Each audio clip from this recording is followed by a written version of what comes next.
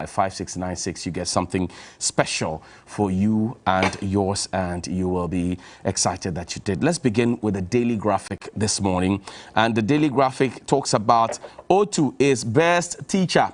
That's what Daily Graphic says. He wins a 3-bedroom house yesterday as we celebrate the Teachers' Day, and it was celebrated. The president was there as well. Dr. Wal was there as well. So congratulations to him. And also stolen crash barriers to be replaced. Resident engineer is telling all of us. Reverend Osu Bempa faces trial in 2 courts. That's on the front page of the Daily Graphic. What's on the back page? President cuts short for hospital at BDM, and Yana pledges support to preserve environment. The Daily Guide this morning. Osu Bempa woes deepen. 13 tall staff, milk refinery, and 55 under probe. President directs RegSex to lead Galamsey fight. Chief of staff not auctioning state property unlawfully. The Ghanaian Times says Ebenezer Kojo Otu adjudged best teacher. Reverend Sister Justina Kwachiwa Nelson Kwashi first and second runner-up. President applauds MP Wembley Sports for ultra-modern AstroTurf facility at Bantama. Asensor constituency gets an AstroTurf. And good morning to you, Robert Coleman, and the team at Wembley for that fantastic job that you keep doing to improve sports in this country. Well, the next paper that we tend to look at will be the Herald Newspaper. And the Herald Newspaper says, NDC shreds a Jura committee report, accuses Justice Kumsin of of grand cover-up. Also, the banner headlines: scandal hits law school admissions again. Finance Ministry refused Oforiata's resignation, but doubts hang about his ability to present budget statement. Well, Mr. Oforiata recently appeared in public with the President of the Republic, and well, that sparked this conversation. Massive theft at Tema Oil Refinery, indicted staff under investigation. What is on the front page of the Republic? The Republic Press. Akufo-Addo makes stopover at Kwo and inspects €4 million a TBA hospital project. And Sampine gets 94.8% confirmation as KMA boss. He says he will check the figures again. Ken Oforiata still at post at the Finance Ministry. That's what the Republic Press says. The Informer is our next newspaper. It says Akufo-Addo's jumps trap and says, I won't manipulate constitution to my favor. Comes with 4 presidents of Africa. Akufo-Addo is ECOWAS chair, and the 3 have already done what President Akufo-Addo says he won't do. Asiedu Nketia stabs the NDC. HIV infection high amongst homosexuals in Ghana. AIDS Commission, and that's one of the bases that Sam George and his team are standing on to say no LGBTQI in Ghana. Well, they've been faced by some intellectuals and a group of CSOs who say that is unfair, but we'll get into those details. NDC standard-bearer race. Haruna silences Mahama apologists as Neelanti Van der Poel runs for cover. That is the Informer front page story. The Chronicle is next.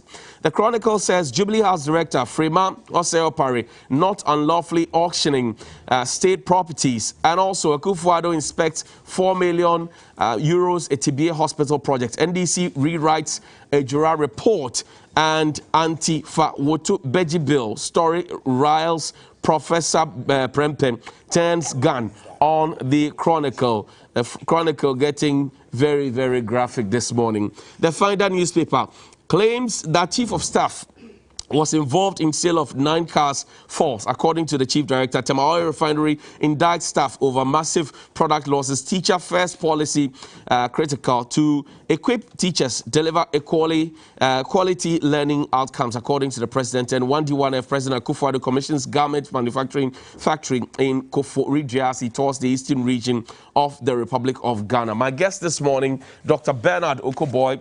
He is a former member of parliament for the Lejokuku constituency, the Greater Accra region, a former deputy minister of health, and a former board chairman of the Kolebu Teaching Hospital. We don't know his present portfolio, but I'm sure we can find it. He's a guy who does locum also at Lekpa. So today, if you go to Lekpa, I'm sure you'll find him. Dr. Bernard, how are you doing? Johnny. I've not seen this bow tie before. Yeah, you know, by the grace of God, I got this new one. Okay. And, I'm happy to let you see it. Let me also thank you guys for always having us here. It's a very big platform. Right. Unfortunately, I come and meet a very skilled propagandist who makes life difficult on the show. He says you are a propagandist. You say he is a propagandist. You know, here you get information, there you get propaganda. I hear you. So be prepared. I hear you. Yeah. Comrade Murtala Mohammed is a former Deputy Minister for Trade. He is also the Member of Parliament for the Tamale Central Constituency. How are you doing, sir? Alhamdulillah, we can't complain. Nice mark. Thanks. You have a lot of those, don't you? Yes, I do. I do. Wear them alone. You know I guess you've never... I gave him a smoke before. The commendation... As a matter of fact, he cannot have given him a smoke before. Okay. The So guy he- wants comments from the ladies, and you are commending him. So you know the source. Johnny, there are certain things that must not be responded to. Okay. And I guess... This is one of those. Okay. Let's quickly talk about rent. Spend 2 minutes talk about rent because this morning that was my interest. Rent, fees, agency fees, landlords and landladies, the wahala they give to their tenants, the rent control department. I don't know if your constituents have been complaining to you as well, but share with me your thoughts about rent issues in Ghana. 2 minutes and then we will move on. Johnny, let me say good morning to you. Good morning to my propagandist friend. And good morning to the good people of Tamale Central. Johnny, the issue of rent and the challenges tenants go through is not peculiar of any part of this country. It's the entirety of Ghana. We have all rented properties before. And in fact, if you have to work at a place that is not even your home, for example, I'm coming from Tamale, and I happen to work here, you certainly would have to rent a property to live in. And even those who have properties, sometimes, depending on where the property is located, they are forced to rent, you know, places to live in. And we have laws regulating the conduct of landowners and tenants. That law is explicit and very comprehensive. The challenge we have is our ability to enforce those laws. In other countries or other jurisdictions, laws are not only meant to be in the statutes, but they are meant to be enforced and implemented. Unfortunately, that is not what we have here. When we were in office and I traveled to Gambia, and it's difficult traveling within the West African sub-region. So the flight, we transited in Senegal. Now, we're supposed to spend about 7 hours or 8 hours in Senegal before I get my connected flight to Ghana. So when we got to Senegal, 8 hours, there wasn't any hotel accommodation, nothing. Okay. So I called one of the gentlemen working in the Ghana embassy in Senegal. So he came, took me to his home. We went there, and the place was so beautiful. Okay. The place was so beautiful. One of the posh areas, if you like, in Dakar, and huge, about 3 or 4 bedroom apartment. Okay. So when I saw, I said, oh, you must have paid a lot of money for this facility. I was flabbergasted. The amount of money he told me he paid. Okay. I mean, juxtaposing that with how much I was paying, even in Ghana. But one thing that struck me was that he said, here, you can't take rent more than 3 months. Really? Yes. And he said he was willing to pay 2 years because the place was so cheap. He compared it with Ghana. And the landlord told him, I can't do that. If I do that, I'll be prosecuted. Not in Ghana. Yes, the landlord could have just taken the money. But the landlord was afraid that even though that arrangement was between he and the tenant, and no one could have known that he paid about 2 years, but he was mindful. These are places where laws are actually, where the laws work, where laws are actually enforced. Because he was even entertaining fear. Yes, this is an arrangement between myself and you, but I could be caught. Right. But we live in a country where anybody can increase rent at any time. You see, the extent to which people are now compelled, particularly young men and young ladies, who happen to find themselves in Accra, either for school, for education. They're in these hostels. Go to the hostels. They have about 4 people in a room. That's right. 4 young men in a room. and they pay 2,000 each. So if you take, it means that they are paying almost 8,000. And these things happened. Landlords and landladies increase the rents every year. So every year you would have to renew. Even those who agree to take 1 year, they take 1 year. Meanwhile, it's supposed to be 6 months. They take 1 year. After every 1 year, they increase the rent. And I think it's just completely unacceptable. Okay, even the rent control department in many places is a tenant, like some assemblies that I know. And you find that some assemblies have even been threatened with ejection notices. But we do know what the figures are. We talk about affordable housing. We talk about the fact that the recent census results told us the real situation. We are almost like a container nation. People are living in containers and kiosks, and people are perching, like Mutala is saying. How do we go around this? I mean, I don't know what your situation is in Teshi, and what your people have told you. First of all, let me say a very good morning to all your viewers, and especially I want to, when you call him honorable, you say he likes comedy. That's right. And we'll investigate that at another time. But a very special one to my constituents as well. And let me also thank God for the strength he's giving all of us. And the president, the #1 gentleman, is in the Eastern region doing some tour. Johnny, you know, this is not a command and control economy, fortunately or unfortunately, because there are some benefits for a command and control economy, and there are major disadvantages too. We are running a free market economy, of course, with some intervention sometimes, so that the negative part of the free market doesn't weigh down too much on the vulnerable.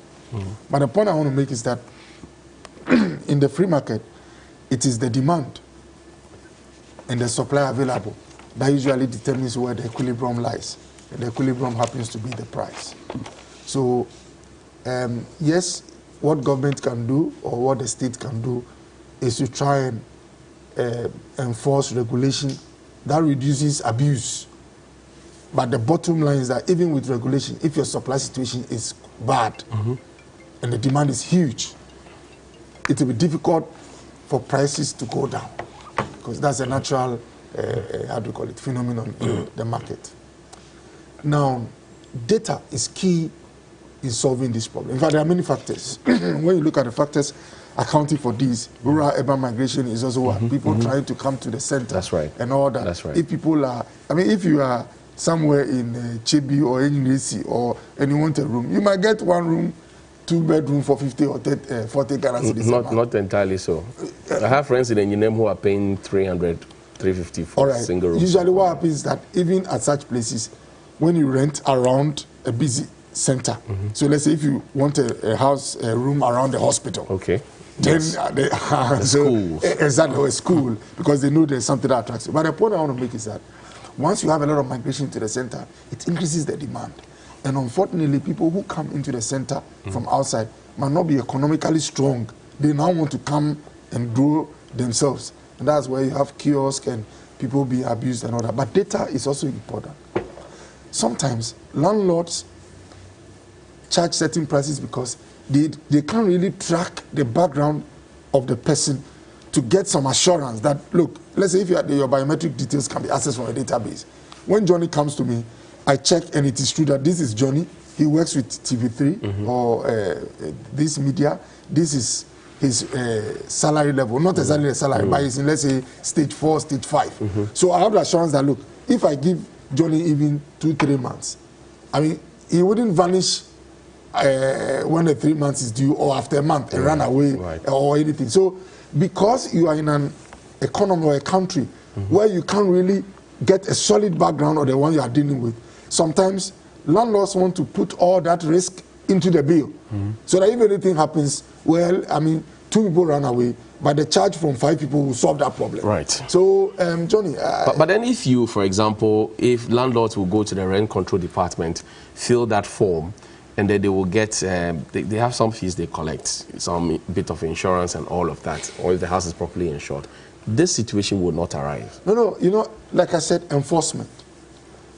Most of the rules can't rigidly determine the price. We should remember that. The rules will prevent abuse. extreme abuse. But more often than not, even if the fellow is charging only 3 months, they can give you an absurd figure. So we should know that it is the supply situation that we must try to improve. And Johnny, I don't know, but we are conservatives in this country. The same method we used to build houses in 1957 is what is being done today. Why can't we adapt other technologies? There are other technologies that can raise a building in about 5 months, 6 months, and you can use the structure for, let's say, 10, 15 years. Once the land is there, after 10, 15 or 20 years, it can come down, you can raise it. I think our problem as a nation is that we are stuck to the old. We don't want to move from one technology to the other. And like I'm saying, there are many factors. Cost of buildings is one. That's why the affordable housing is not affordable to the people who funded it. You see, anytime they talk about affordable housing, it is people, I'm not saying it's not good, but it is people, even with housing, trying to look at the state to give them shelter. I think we should, what are the factors that make life difficult for real estate owners and developers? We should deal with those factors. The houses should not cost, let's say, $200,000, $400,000. Is it not possible to have a house costing, let's say, 150,000 Ghana cedis, 50,000 Ghana cedis? It depends on the technology. If you go and use concrete mortar, 1957, looking at gas and prices and all that, there's no way you sell a house below 100,000. I hear you. Johnny, I just want to make this quickly. I think that, you see, even in the most freest or capitalist societies, they still have regulations.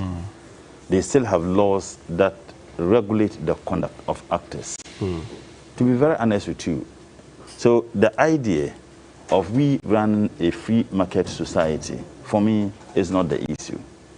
But there is one very important point that he made, and I think that ought to be looked at.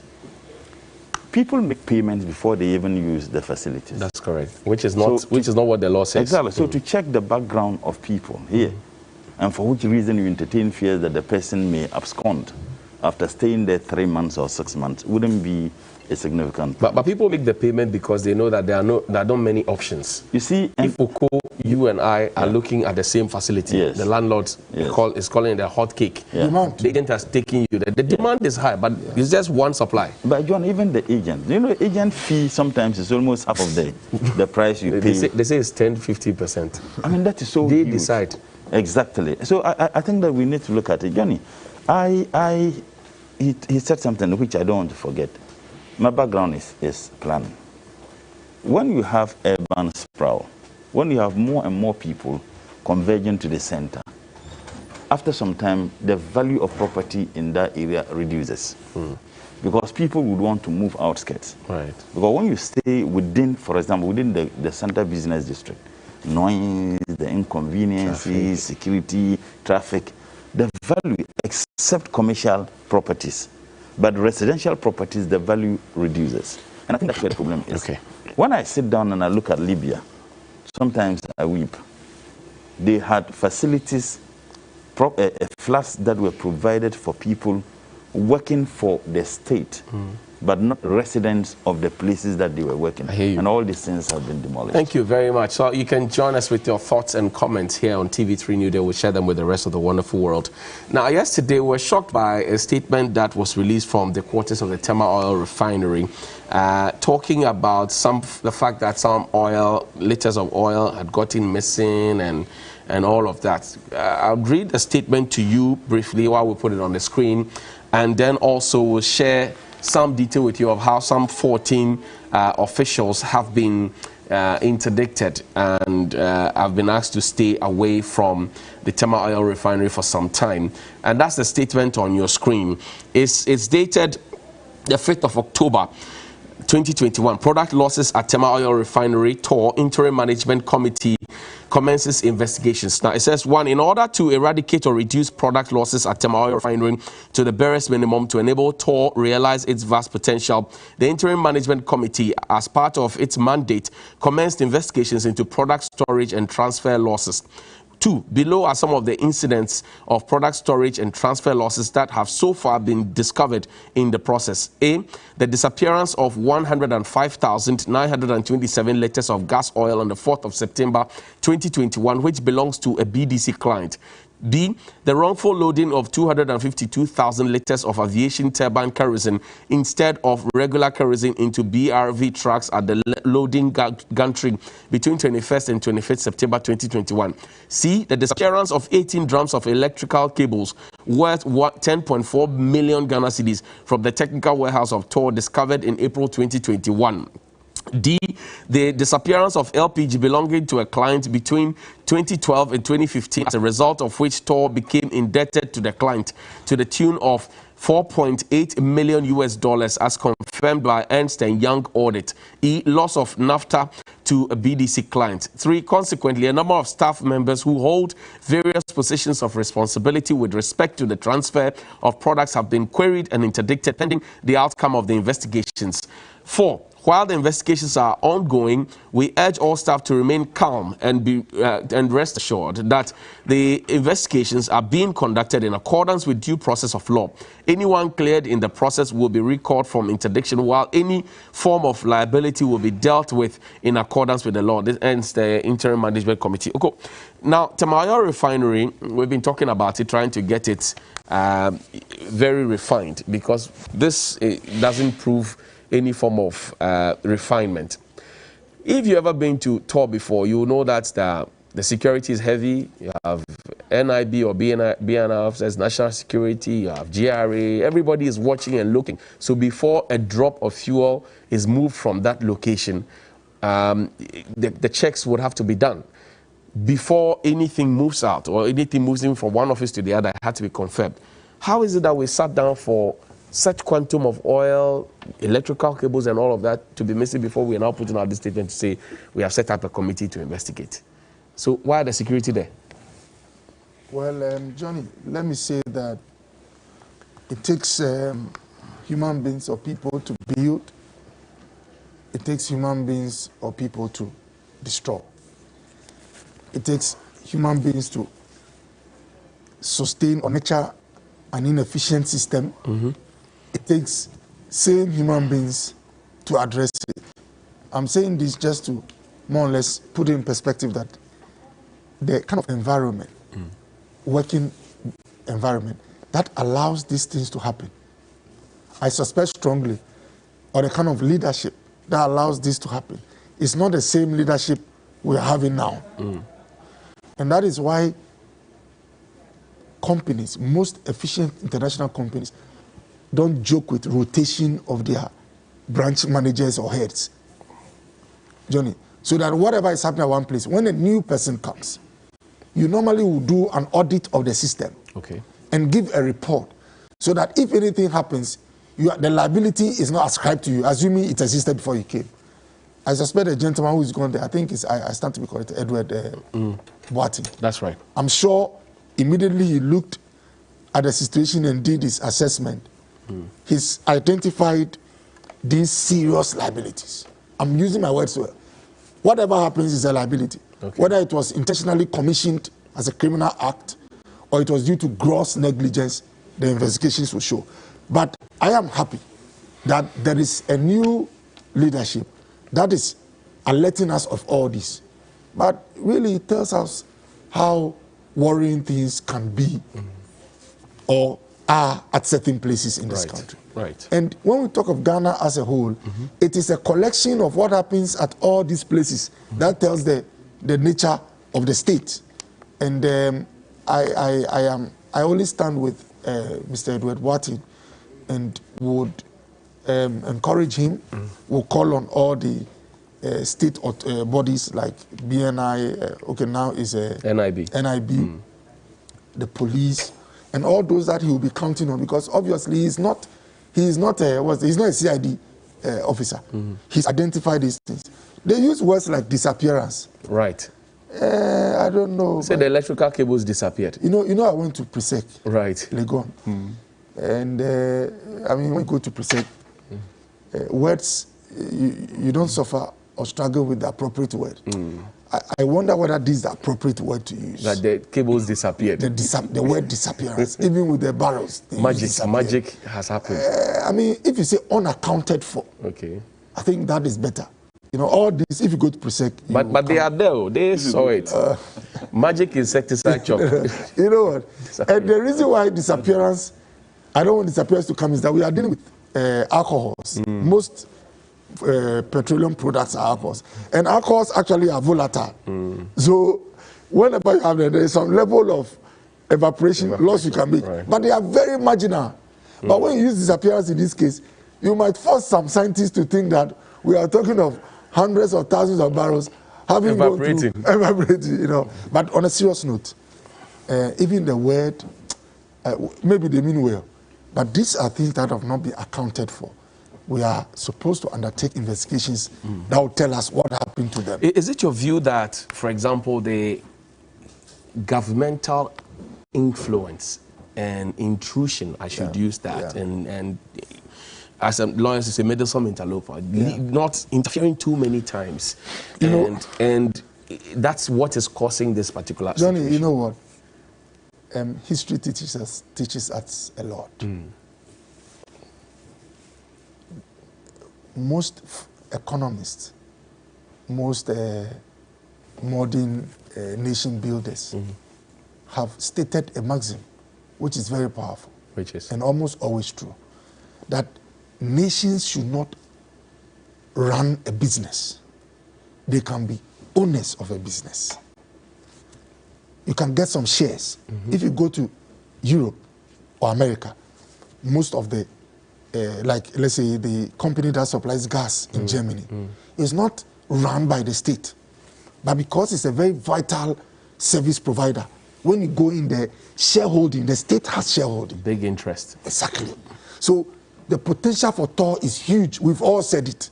Their infrastructure, assets, the capacity, what they can do for this country is huge. Because of that, a lot of people have interest over there. But because largely it's run by the state, you can have influences, I mean, across board over the years. Political influence, actors based on their connection. You can have sometimes inertia in dealing with someone who's done wrong. But assuming, you know, Goyle is similar to what I'm trying to describe. That's right. Goyle, the state has shares, but there are other entities who are not state actors with shares in Goyle. So the level of political or state influence is capped. So that those who have their monies at Goyle are looking at efficiency that will result in profits. That's right. So Johnny, for Tor, ultimately, what I would suggest for Tor is that we must have state interest, but it should not be run. And because someone said, one of my economic lecturers, when I did health economics, told me, Doc, he said, Doc, businesses are sustained by profits, because that's what pays everybody. That's right. But state institutions are sustained by votes, because that is what keeps the politician in office. I hear you. And you don't want to mix the two, you know. I see. Mutala, so over the years, Tor has been fingered. And sorry, we've not been told the time span within which exactly. And I wish it gives clarity. Okay. But whatever it is, these things must be accounted for. Okay. I agree with that. Yes. So that fuel doesn't disappear. Absolutely. Electrical cables as well. Absolutely. Tor has been fingered in some form of corruption. They say they are drenched in debt or immersed in debt. There's been accusation of grabbing. Some are even suggesting that these electric cables and all the latest of fuel that we're being told got missing, some people in high places grabbed them. I don't know what you know. You're a former deputy minister for trade. And so you may have looked into Tor deeply at some point. What comes to mind when you read the statement that things are getting missing at Tor, disappearing? Johnny and my honorable friend, for the avoidance of doubt, this thievery happened under this government. No, but they've not stated. Hold on. I'm saying that it happened under this government. I wish you give I'm saying that it happened under this government. You have to prove that. Yes. I'm not saying it cannot happen. I'm just saying that's what I'm asking him. He needs to prove that. 5 million liters vanished. He was moving peanuts. Yes, he was worried about this one missing. That one, it vanished into thin air. 5 million liters. And the MPA itself did their investigation, cited some people for having been the actors who ensured the vanishing of that alcohol by your own definition. So it shouldn't be surprising that this thing is happening. The question is that when people engage in such acts and nothing happens, they are emboldened. They are emboldened. We raise issues, and it was not just the NDC. Civil society organizations, including media and people who have the expertise in appreciating how this oil industry is operated, it's vanished. So, my honorable friend, don't be surprised that this one is also vanished. And to be very honest, when he said that, you see the leadership, the same leadership. By the way, Edward Boateng is not. But it's the same government. Edward Boateng is not at all. Thank you. I'm saying that. Senior GOT Ajimai. Edward Boateng is not at all. It's a 3-member IMC that's managing it, announced by Dr. Matthew Poku Prempeh some time ago, in April or so. So it's the same government. Whether, you see, when the chief comes home with weird haircut, what do you expect his subjects to do? The governments have a problem. Because people are emboldened. You see these things happen time and time again. And nothing happens. And so when people engage inside, the positive thing about it is that, yes, some action or some similar action has been taken. It is our hope that this doesn't remain there. It is our hope that those who are behind this are dealt with, regardless who ought. But TOR is a security facility, is under consistent or constant surveillance. There are CCTV cameras, as I mentioned. There are NIB officers, national security officers. You want to enter TOR and you go through a thorough search. I mean, I've been there before. You go through a thorough search. Sometimes very intimidating figures who come to you and all of that.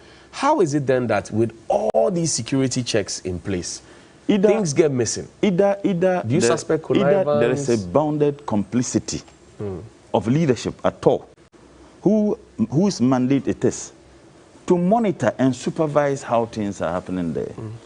Or there is a hand, an invisible hand somewhere, directing and assisting that ABCD be done. Go to Cocoa Board and find out the person who is in charge of the supply of sacks. Go and find out. So I'm saying that we expect something to be done.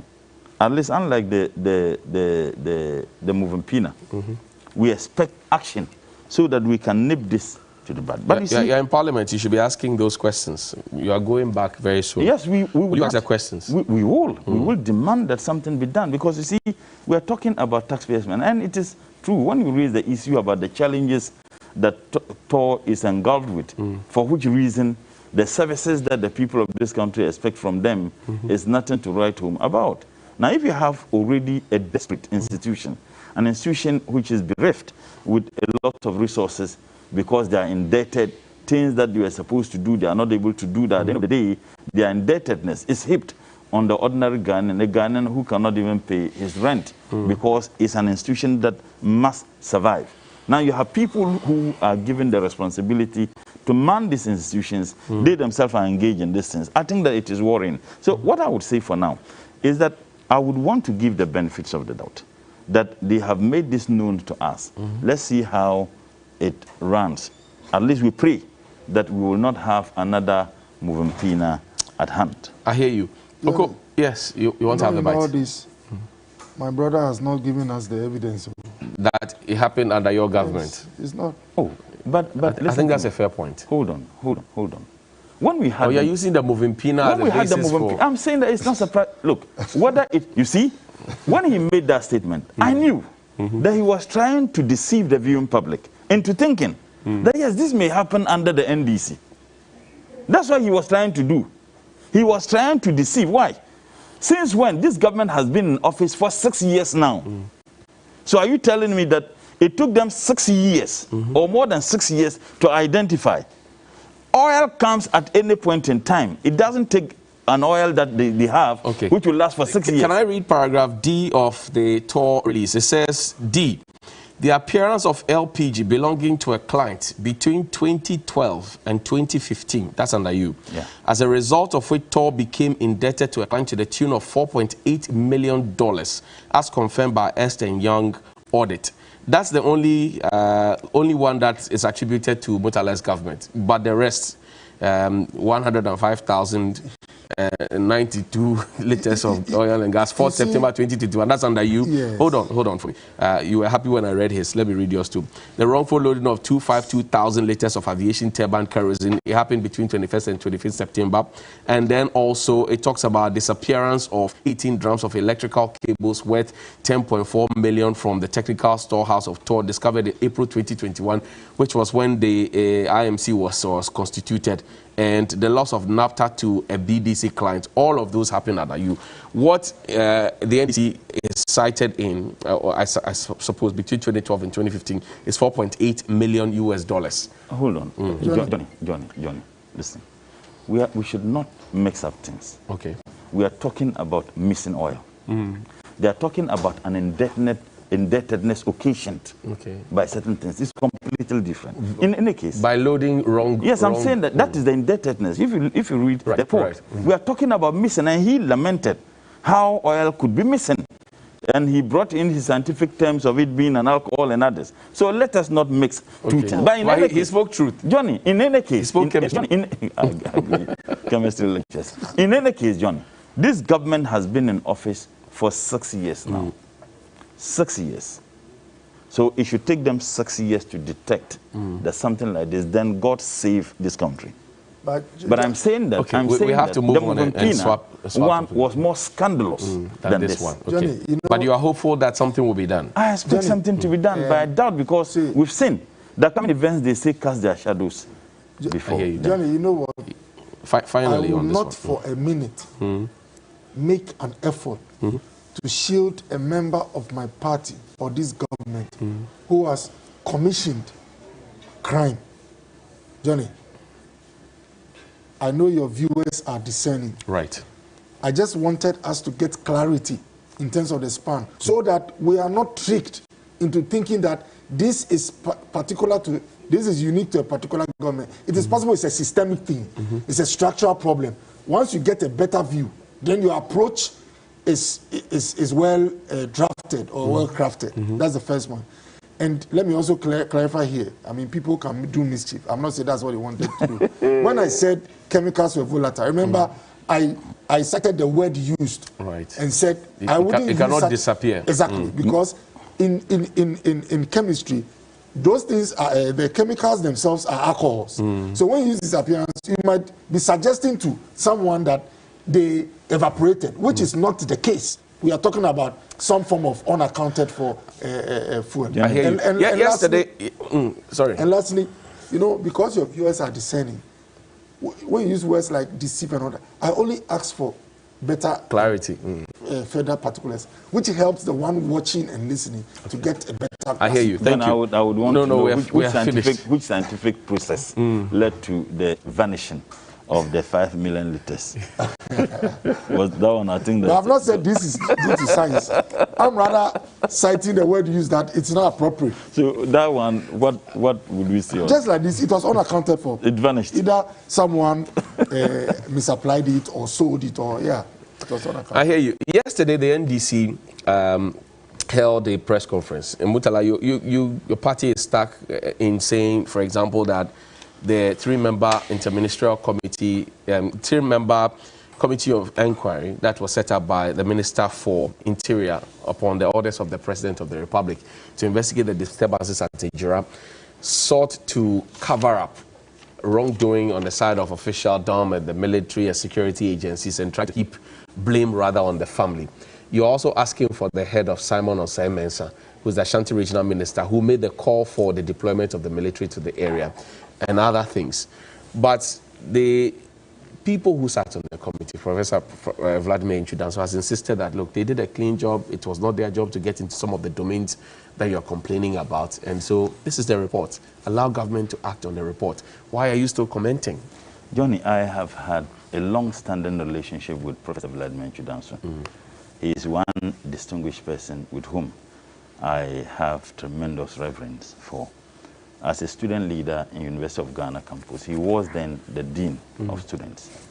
Very, accessible to us at any point in time. When I went to do my second degree at Lesia, he was my lecturer. In fact, one of my favorite lecturers. He taught me international economics. So I have had some relationship with him. And ever since, we do talk once in a while. But let me say, and if Prof is watching, with all due respect, your committee did a disastrous work. It was so shambolic, the extent to which I can't resist the temptation but to comment on it in such strong terms. Why? You said this government set up a committee with a mandate. The mandate was absolutely insulated from the circumstances leading to the murder of Kaka. At no point in time did they ask them to investigate the circumstances leading to the murder of Kaka. And in fact, I listened to Professor Vladimir Chudanson on radio, and specifically Joy FM. And he said that the Kaka family were expecting them to investigate the circumstances leading to the murder of Kaka. That's right. But that was not their mandate. Yes, he said so he himself admitted that they had no business getting into the investigation of Kaka. And what you just said, the NDC, what the NDC expected the committee to do, that they were not mandated to do so. Strangely, they made pronouncement on the murder of Kaka. Did they? Yes, they did. They did. In any case, Johnny, there is a theft case, may God forbid, in the studios of TV3. Then a committee is set up, chaired by my brother and I, to investigate specifically. Then we came there, and then we realized that someone exchanged blows, okay, at the entrance. And I said, okay, if a gamma lizard, more paper. So because it's investigation, we investigate and investigate the exchanging of blows. Strangely also, the report, 40% of the report was about Kakia's murder. 40%.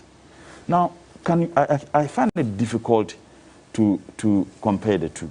In one breath, members of the committee themselves have admitted that they were not mandated to investigate the murder of Kaka. Yet, they desperately found space in that report to talk about circumstances leading to Kaka's death. But let's look at them in total. First and foremost, the Ashanti Regional Minister is not credible. Whatever he says. Why do you want I'll give you the reasons. He's not here to... No, I'll give you the reasons. I'll give you the reasons. This same man, when the killing of the Asawasi young men, you remember about 6 or 7 young men from Asawasi were gunned down by the police. His interview, he said that they were armed robbers. When government himself set up a committee to investigate the circumstances leading to the murder of those innocent young men, the committee revealed that they were not armed robbers. 2, this same minister, regional minister, granted interview and said that when the military got to Ejura, people started throwing stones at them, and that occasioned they using live arms to shoot at people. This committee has established that that was another fat lie. The police in Ejura, the leadership of the police and the military who went there also lied to the people of this country. They said the people started throwing stones. That was the reason why they were so happy. You are asking for his head. I'm coming. I'm giving the reasons why I think that he should. And I said he's not credible, and then you are asking me why. I'm giving you the reasons. They shot down and killed it only for the committee to establish that that is not true. There's another point. The police also told the people of this country that it was Kaka's family that invited them to provide them with security for the burial of Kaka. It is established by this committee that nothing like that happened, and that the police could not mention a single name or a member of the family who invited them. And the committee itself established that what provoked the happenings there was the presence of the police with water cannons and others at the cemetery. So that is one. Listen, the reasons why this committee, in any cabinet, they didn't have any business getting into Kaka's murder. Now, if you watch the committee, Kaka's wife gave accounts and indicated that the husband was threatened. As a matter of fact, the husband mentioned names of those who threatened him. The committee refused to take the accounts of Kaka's wife, refused to take the accounts of the daughter, refused to take the accounts of the family members, yet they found it convenient to take the account of a tenant. By the way, the police failed to tell the people of this country that the woman whose account is so sacred for which reason they concluded that Kaka murder could probably be occasioned by a family feud. That woman gave a contradictory statements. Okay. When the woman gave accounts, her accounts to the police, that when she heard the noise, she came out, she saw two men running away. There was a piece of log by Kaka, and told Kaka's wife this, told the police. Only 4 days later, the woman, by the way, whose testimony was behind closed doors, said that she saw Kaka's brother dragging Kaka. Now, you see, that is the narrative of the same government.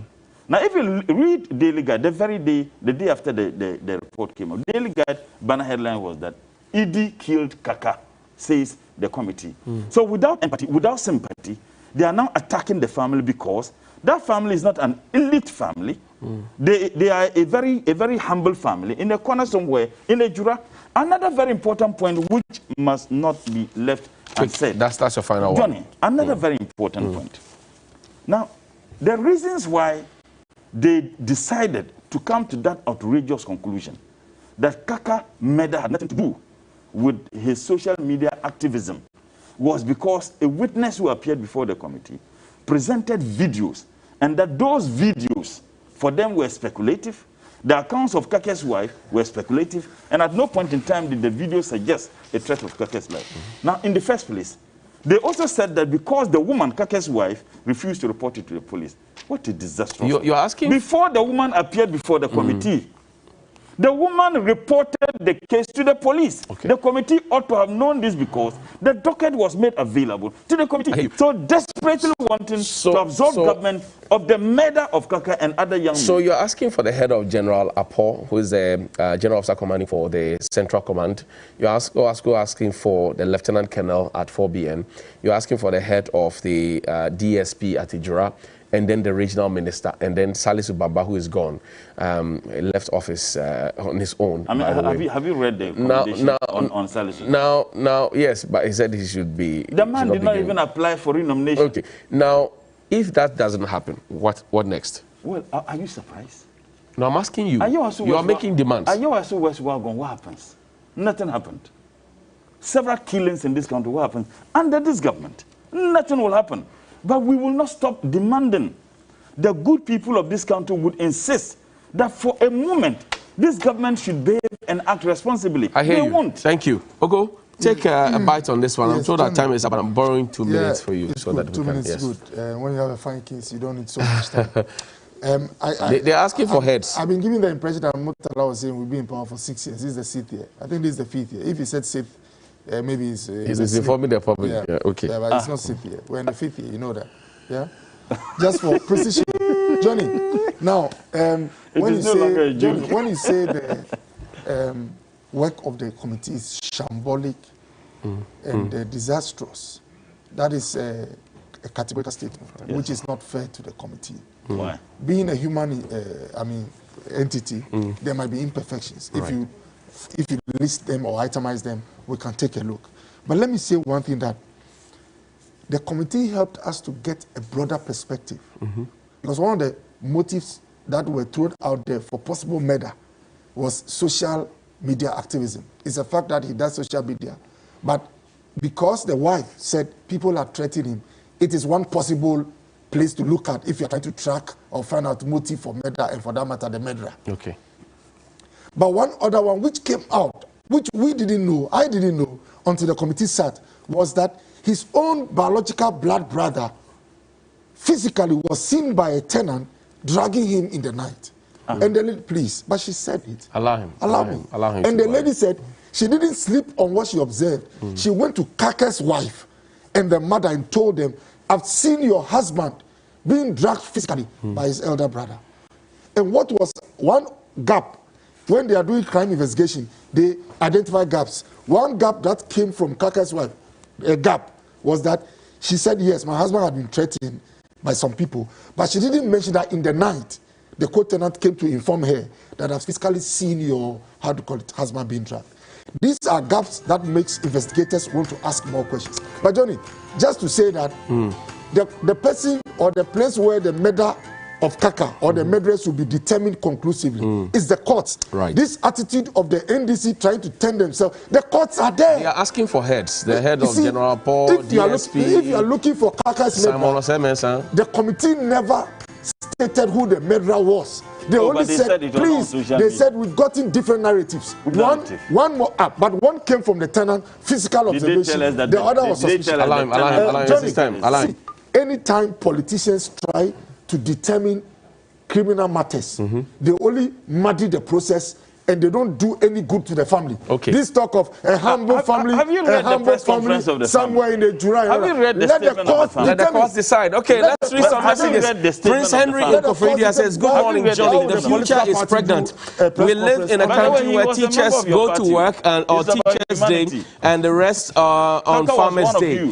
Ghana, my motherland. Congratulations to Mr. Otu for emerging the teacher of the year in Ghana. Also, Musa Abaton in Kumasi says, I stand by the NDC's position concerning the Gerard killings. The Justice Kumson's committee had done a shoddy job because the evidence shown by the NDC press conference suggests that the committee was set to do a cover-up. I'll advise the family of Kaka to stay resolute and pray for a change of government in 2024. Sorry. TV3, good morning. This rent issue is on the hearts of many, majority of Ghanaians. Oh, indeed, I acknowledge and appreciate the high cost of materials in putting up a shelter for us, but landlords cum landladies can't plow back profits overnight as expected. Many of us can't breathe. In fact, some of us don't even pay utilities as they live in the same house, etc. They take 2 years advance and start to put up new buildings at the squeezing of tenants. Please, Johnny, your kind of advocacy and Ghanaian voices should get to Mr. President to help solve this issue. Victor Rapture in Ho. Good morning, Johnny. Please ask Okoboy what happened to our rent allowances he and his party promised us during the 2020 election campaign. Ismaila Hori Ali in Nima there. Good morning, Johnny. Hostel fees on Kenya University campus have increased averagely about 600 Ghana cedis annually, but the state of hostels remain the same. Most of them lack study facilities. Aaron from Adenta News site. That's Okuboy's former school. Good morning, Mr. Hughes and your panel. Kindly tell the former deputy minister that the issue of landlords knowing their tenants as well is not wholly true. Students in Winneba are paying over 1,500 cedis per head to live in 2, 3, or 4 in a room for only 8 months. What again do the landlords want to know about students before giving them their rooms? Kuri from Zini. Good morning, Johnny. I want to share my rent experience just in December 2020. I rented a complex in Spintex, and when I finished paying 25,000 cedis, the agent told me the boys' quarters wasn't part and decided to rent separately to another tenant. I was so angry and disappointed with the broad daylight robbery. The rent officials you are talking about should be up and doing. Good morning, Johnny. The rent wahala in Ghana there is very alarming. Landlords increase the rent anyhow. That needs to be looked at. Sasantul Hakim in Wab. A.U. Farouk in Tamale says, good morning, Johnny, to you and to your panelists, especially to Honorable Mutala. In fact, the Department of Rent Control is totally dormant. I'm asking, where are the politicians who promised to pay rent allowance for us and we voted for them? Okay, good morning, Johnny. You have said it all. We don't have leaders. I think the policy about the affordable housing must be re-looked at. Those who are interested should get their own land from the government to build. If this is done, the politicians cannot sell and buy for their girlfriends. Johnny, some of us have taken loan to buy the land but are unable to build because of the loan deduction and the increase of prices of building materials. Abraham in Buipe, the politicians are in the studio, they are laughing. Is building for sale or rent a business? If it's business like any other business, why are they being controlled? Which other businesses are being controlled? The problem can be solved if government builds to rent than sell. Thank you, PK. Last one. Life is about solving problems. You have made my day. Well, okay. Well, it's it. He's asking the disappearance of some fuel, I'm sure later. Well, a few messages have come to me privately, and I'll share them with you quickly before we go. This is from somebody who shared this with me on Facebook. I won't say his name. It says, in fact, I really like your presentation this morning on Rent Control Office. I'm facing an issue with my rent, which is about to end coming Monday. And I paid 4 years rent advance, which will be due in November. And my landlord is increasing the rent by 150%. And I negotiated with him severally. So I think we as a country that laws of the land must work. So I went to Rent Control Office to find out the law about the rate of increment. And he let me know that it's between 10 to 40% maximum or 50%. So then I came back to ask, the landlord what I should do, because I'm having 50% increase ready to pay, but he's not ready to collect that 50% increment. And also, Ambassador Sampiale, that's my final one. It says, Johnny, I have a huge problem with the tendency of discussing and classifying such raw crimes to the political era in which they occurred. This allows the crime to be swept aside and criminals left off the hook, while the issue becomes yet another political ping pong. This type of political attributions was started by the NPP communications team when they fraudulently attributed every crime committed by anybody between 2012 and 2016 to President John Mahama. Otherwise, how could President Mahama have been blamed for Jida, Sadabas, branding, blah, blah, blah? The current talk must be an easy fodder for Honorable Kissie Jabeng. And today is Dr. Sekina's birthday of the Eden Hospital. Happy birthday to you, and also a happy birthday to Henry Herbert Malm. This from Bleobi Ni Amasada Gadu. Thank you to Dr. Bernard Okuboy, former member of Parliament for Lejukuku, former Deputy Minister for Health, and also thank you to Honorable Mutala Mohammed. He is a member of Parliament for Ablekuma Central. Yes. One thing I protest. One of the reasons why we come on the show is that the ladies read the text messages. What happened today? We are not comfortable with this approach so that he can be looking at your government. How many women your have you moral put in your decadence has reached its crescendo. How many women have you put in your government? We were expecting the ladies to read. No, they'll come after you are gone. They'll have a segment. It all helps to make the new day. They will come after you are gone.